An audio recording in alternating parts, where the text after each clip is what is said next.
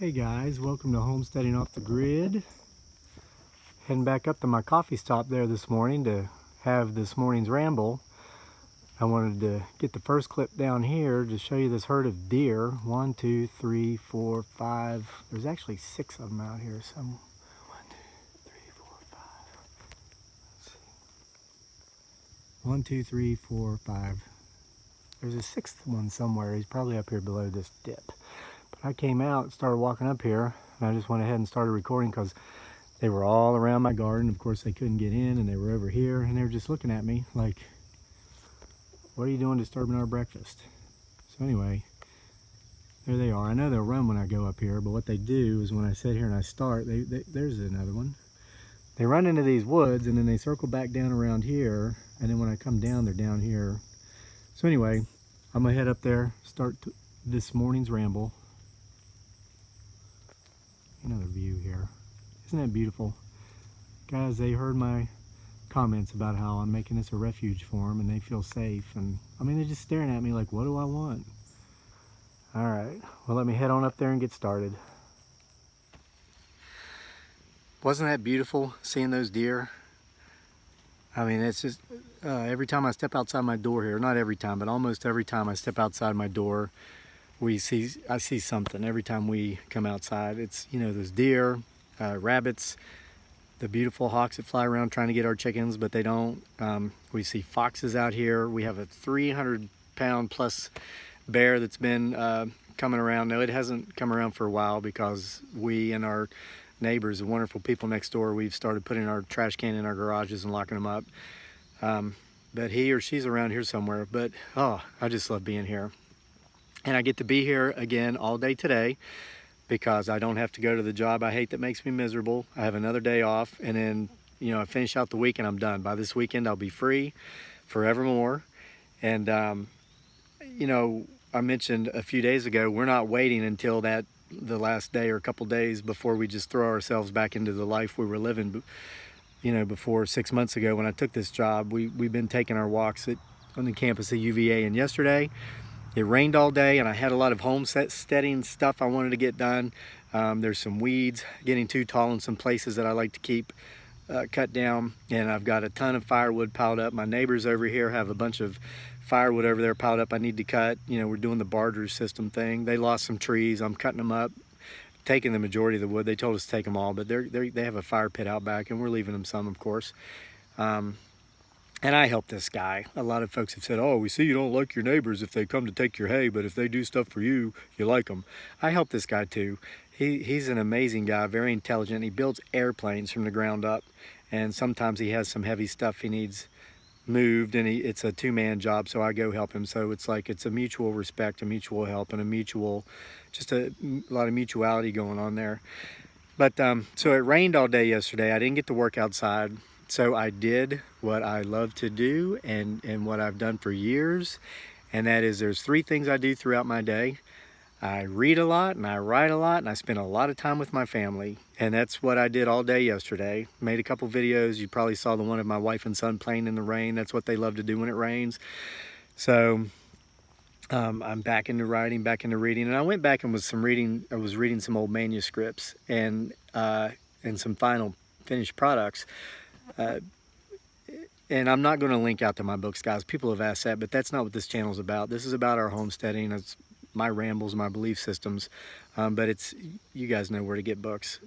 So I'm not promoting them, but I was reading Isle of Capri, my final, the finished version of it, because sales had spiked, and I was like, it's been many years since I wrote this. What are these people reading? So I go back and I was reminded of some things that not that I'd forgotten, but that just I haven't thought about for a while. But the biggest thing was the formula for happiness. And I'm going to address some comments we got off of yesterday's video about whether I should or should not name my employer, which will be my former employer once I'm gone here by this weekend. And there were a couple that really resonated. Josh B., and I replied to you, Josh, you've probably seen that. He wrote about a paragraph, but the gist of what he wrote was, it's not what you decide, but it's why you decide it. And I appreciate this because Josh is the kind of guy I could sit down up here and have coffee with any day, because Josh obviously is a thinker who thinks beneath surface level. He goes deep. And this is often referred to as looking at your motives. What are your motives? If I were to reveal my employer out of spite or out of revenge or out of retaliation, that would be the wrong reason to do it. And I would not do it for that reason, because my motives would be revenge. And though that is a dish best served cold and all these things, it's just not my MO. So Josh, I appreciate that, because the reason why I'm going to do it, I mean, folks, I don't want to say it's been decided, because anything can change, but it's because the issue here really is bullying, and bullying is a problem in our society. It needs to be addressed, and you're going to understand why more so when I give you exact specifics when I do reveal my employer.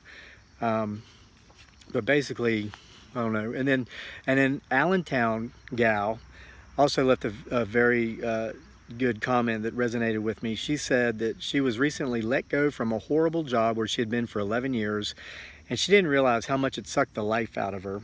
And I can appreciate that, Allentown gal, because, I said in the video last week, the person in charge of our facility here in Charlottesville, who's retaliated against me because I went above her head, and she was forced to honor a medical diagnosis from a medical professional in my case, and so she retaliated, which is illegal, and that's how we kind of got in this mess. And of course, that's when I turned in my 2 weeks notice, because I chose to be happy rather than right. But she retaliated through what's called constructive dismissal, which is also an illegal employer practice. And this is where they'll create a work environment to where you will willingly quit because you're either miserable, or in this case, when the doctor cleared me to work 50 full hours a week, which is a 125% workload, she knocked my hours down a lot closer to 30 than 50, made sure I didn't get overtime, had me coming in at noon. And of course this affected our customers, who receive the worst service in the United States from our entity for whom I'm employed, and we'll find that out this weekend. I mean, we're already severely understaffed. We don't have enough manpower. They work you into the ground, and then if you come to I can't take it anymore, you cry uncle, so to say, then they will constructively dismiss you, as has been done in my case. That's bullying, folks. It's bullying. And like Josh said, why am I doing it? It's not for spite or revenge. It's to stand up to a bully, and to maybe show other people that, this is how we deal with bullies. We don't cower down to them. We stand up to them. And I don't want to shake. Somebody said I was shaking too much in the video yesterday. My arm was getting tired, so I'm going to switch arms here for just a second. But yeah, the point resonating with Allentown gal is that, yesterday, I feel free already, even though I have a few more days before I really am. But I was reading, I was writing, I was spending time with my family, and these are the things I love to do. Now, there are some comments. I'm tying Allentown gal's comment together with some comments, and these are the minority of the comments. And I misspoke yesterday. I said I sometimes will delete comments if they're hateful or disrespectful toward my wife. I'm going to be a little more specific about that. Sometimes we get comments that are just hate speech. I mean, people will say nasty things about my wife, and they've said things about my son because of their ethnicity or nationality of origin and whatnot. Guys, I love social media. This is an awesome forum where we can kind of come and get together, and you guys really teach me more about homesteading and these other things than I'm teaching you, because you'll see something we're doing and you'll comment on how you do it. And we take these comments to heart, and we've done some things we do here differently because of some of the advice you've given us. But social media is not a place for you to go and just make some of the comments that have been made about my wife and son based upon the color of their skin or where they're from. And we don't delete those comments. We report you to YouTube. And you're probably not here to hear this now because your accounts have been shut down.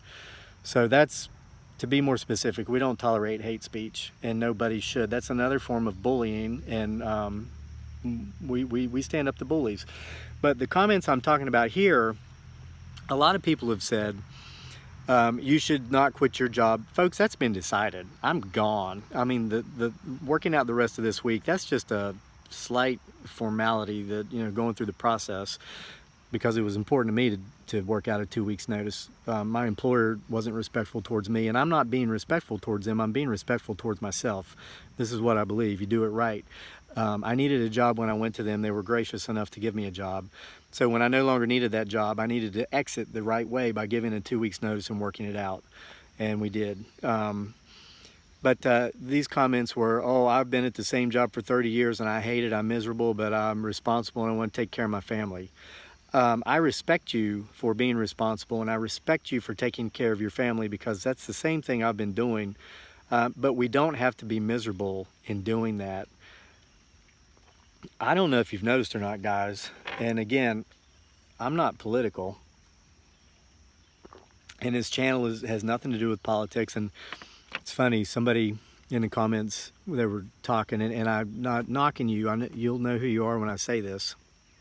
It's a wonderful lady who's here every day in comments, and she said, well, somebody said something about a religion, and then this woman comes back and she says, well, Kevin's Buddhist. You can tell by the way he talks about the universe and all this stuff. I have never proclaimed allegiance to any particular faith, and that's not why we're here either, folks. I think the way I think because it's how I think, and all of our thoughts come to be based upon our experiences, our upbringing. But I had a friend in the Philippines, an older man from England. His name was Ray. Maybe he's watching, I don't know. He's probably 80 years old now. He was an older guy. I liked hanging out with Ray for a time. But Ray defined genius as the art of picking brains. And I've stolen this from Ray. Ray said, you know, a true genius, if he or she has a question they want answered, they'll ask 10 different people. And they might like an idea this person has. Maybe this lady over here has an idea and he likes part of it, or she likes part of it. You put the pieces of the puzzle together and you create your own puzzle. You know, I've had people say, oh, well, of course you think that way. You were in the military.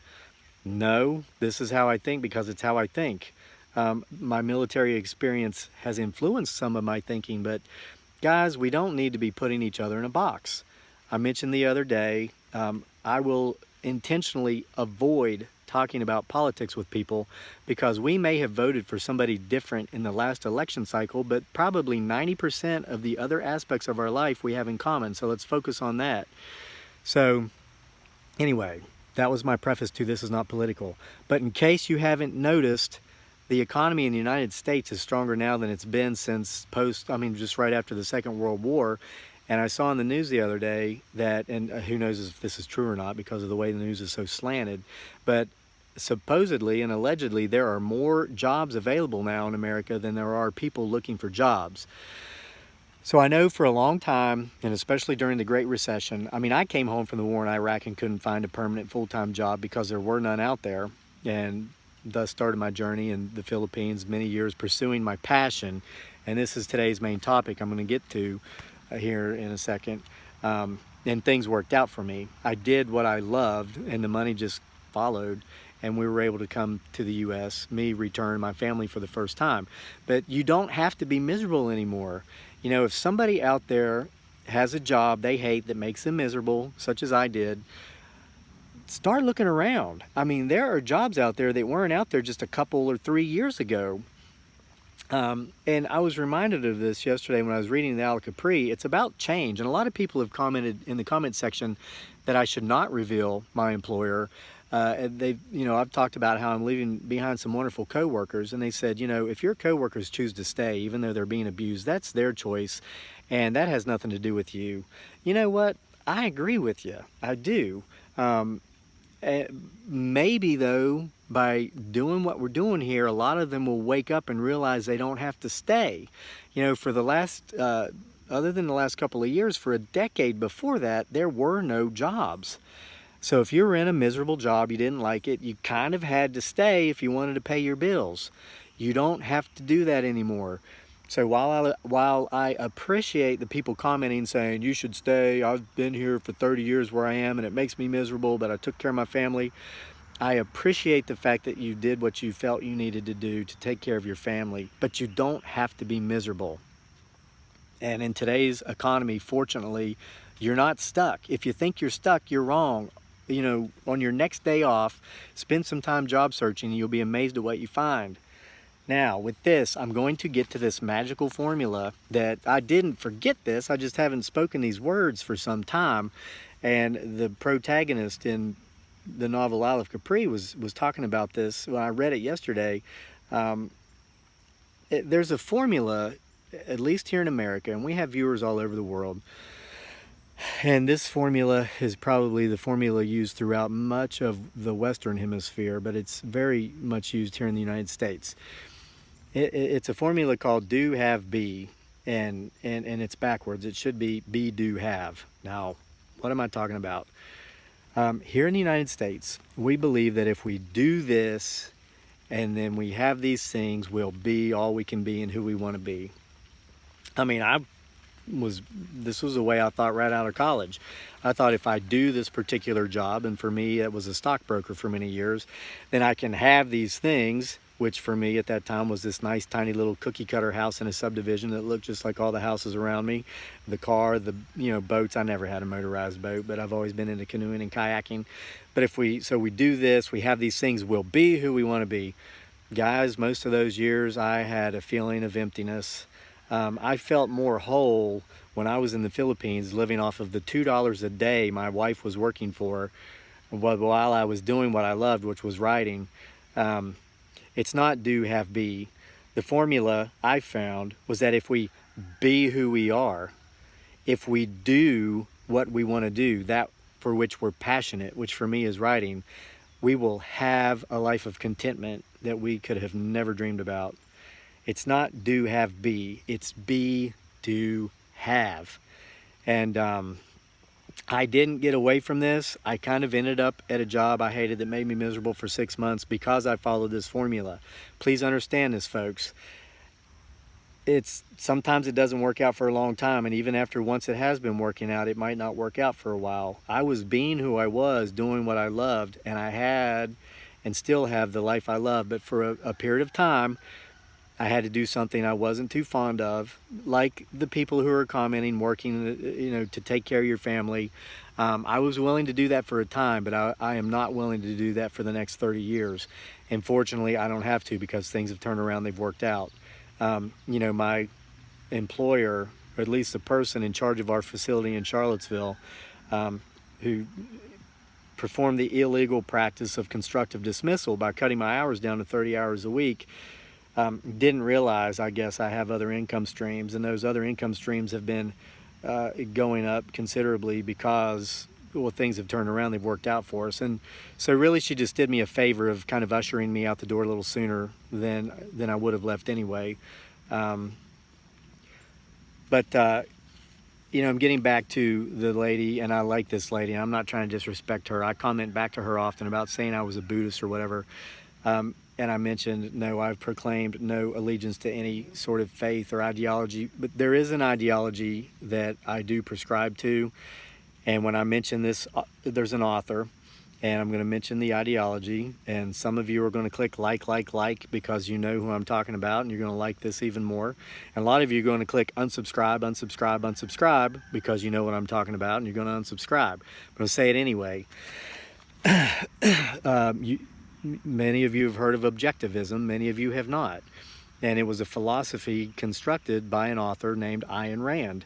I'm a student of Objectivism, and I discovered Objectivism in my journey. I discovered it later in life, around the age of 40, and discovering it and deciding to follow it. And what I realized is I was already following it to a great degree. I just didn't know it, and there were some parts of it I wasn't, and it had to do with mindset. I still had a lot of entitlement going on up here, and I had to completely throw that out to fully follow Objectivism. But Objectivism basically is the philosophy of making your decisions in life based upon logic, not emotion. And a lot of people disagreed with Ayn Rand on this, but if you look at a lot of people who are successful, they've been able to do this. I made a video the other day called No One Owes Us Anything, but This Is How We Can Have Everything. If you make a business decision based upon an emotion, like, oh, I like this guy, so I'm going to give him a big chunk of what I worked very hard for many years to have, That's not logical, that's emotional. And people who do that very soon will not have what they've worked very hard to obtain because they've given it all away. That's insanity. So I like the idea of objectivism. And with this job I've had for the last 6 months that I hated, that made me miserable, it kind of reminded me of, objectivism is defined through literary portrait the best, I think, in Ayn Rand's book, Atlas Shrugged. If you read it, you know what I'm talking about. If you haven't read it, go read it. It's this thick, it weighs 20 pounds, it's over 1,000 pages long. I think it was 1,020 pages long. I read it several years ago. And it took me 3 attempts. There were several times I started this book and it was just too deep. It wasn't because it was long. It wasn't, her writing, I like her writing style. It's a lot like Stephen King's. He says, any word that you use as a writer where the reader might need a thesaurus to understand the meaning of that word is the wrong word to use. Keep it simple because this is how people talk. Ayn Rand uses simple language, but the meaning is very deep. It's like Josh B., the guy that commented earlier about it's not important whether or not you reveal your employer, it's why you're doing it. That's deep, and Ayn Rand is deep. But anyway, I could really relate more in the last 6 months working at this place. I almost said it. Gotta wait till the weekend, guys. But to the character in her novel called The Fountainhead. His name was Howard Roark, and if you've read it, you know he designed buildings. And he had his own way of doing things, and he would not budge. He was passionate about his work. He was passionate about his designs, and he did things the way he wanted to. And this is how I do my writing. And I kind of got to where I was because last year there was a story beating its way out of my head that ended up becoming a book called The Box. And I'm not promoting this. But I knew when I spent 1.5 years writing this that I was taking a big risk because my readers were used to paranormal fiction, psychological thrillers, suspense, and here I'm writing a love story. But it's what I wanted to do, and it's the way I wanted to do it, so I did it. And the success of this finished product didn't pan out, and I found myself at a job I didn't like that made me miserable for 6 months before things turned around again. But it reminded me of Howard Roark in The Fountainhead, who, though he was a beautiful designer, ended up working in a rock quarry, busting rocks for 10 and 12 hours a day. And this is where Dominique Franken, the female main character in the novel, first saw him. And she knew when she saw him he was different. She knew this guy doesn't belong in a rock quarry, busting rocks. And nothing against people who bust rocks in a rock quarry, but she... and of course, as you know, you read the book, she loved him because he had a beautiful mind and he believed in doing things the way he wanted to do it, but she hated him because she couldn't break him, and he was a rare gem. And she didn't think most of society deserved his final products because they couldn't appreciate it.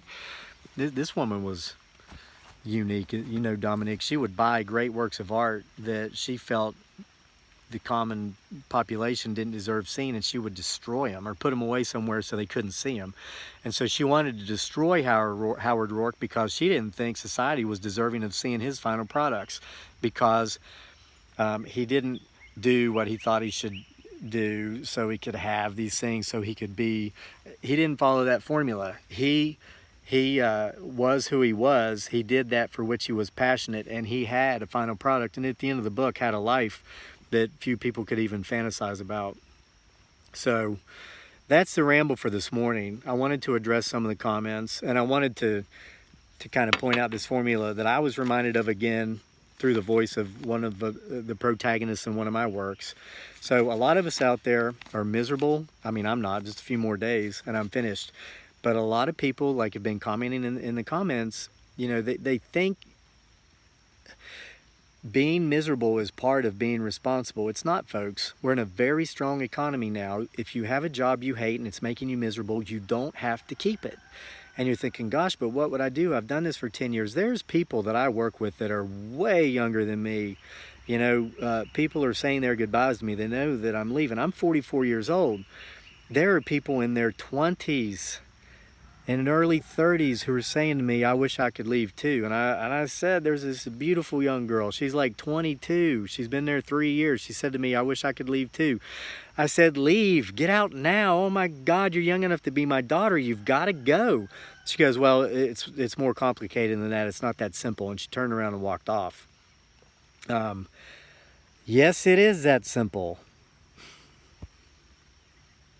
You don't have to be miserable, folks. There are other jobs out there. And like Allentown gal said, she didn't realize how much of a favor her employer was doing her when they let her go after 11 years. You don't have to be miserable. You don't have to do this and have that to be who you want to be. Actually, it's the opposite. Be who you are, do what you love. Don't search for jobs based upon what it pays. Search for jobs based upon what you enjoy doing. And you'll never feel as if you've worked a day in your life, and you'll have a life you could have never dreamed of. So that's it for today. I'm going to go back down to the house, and I'm going to get outside today and try to cut some firewood and stuff if the rain holds off. But I'm going to read a lot today. I'm going to write a lot, and I'm going to spend a lot of time with the two most important people in my life, my wife and my son. I'm going to work out the rest of this week, and that's going to be our happily ever after. Long time coming, but it's finally here. So if you like anything you heard today, please subscribe. I'll give you a parting shot of the homestead like always.